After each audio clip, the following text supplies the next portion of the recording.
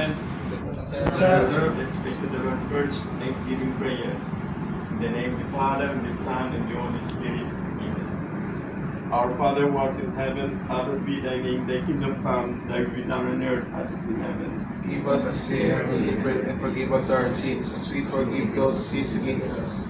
Do not bring us to test, but deliver us from evil. Amen. Hail Mary, full of grace, the Lord is with you. Blessed are you among women, and blessed the fruit of thy womb, Jesus. Holy Mary, Mother of God, pray for us sinners now and at the hour of our death. Glory be to the Father, and to the Son, and to the Holy Spirit. Was in the beginning, is now, never shall be, world without end. Amen. Mighty God, bless us, the Father, the Son, and the Holy Spirit. Okay, gentlemen, duties and responsibilities on board the ship.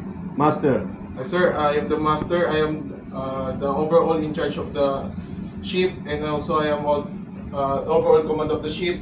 I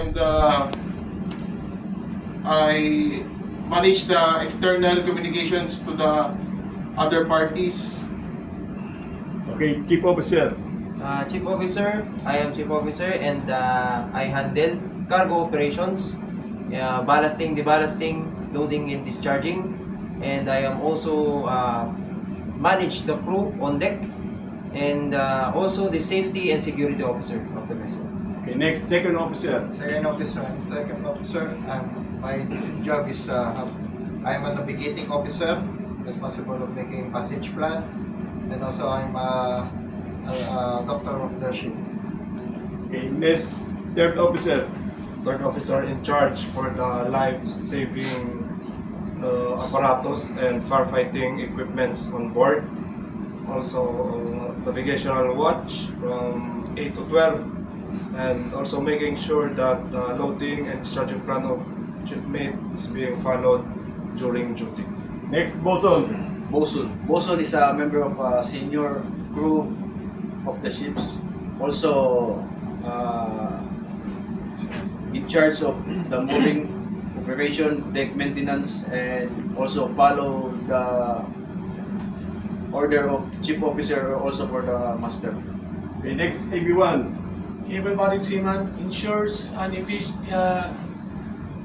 safe and efficient operation, including navigational watch, mooring operation, anchoring, deck repair and maintenance. Okay, AB2. EB, able seaman.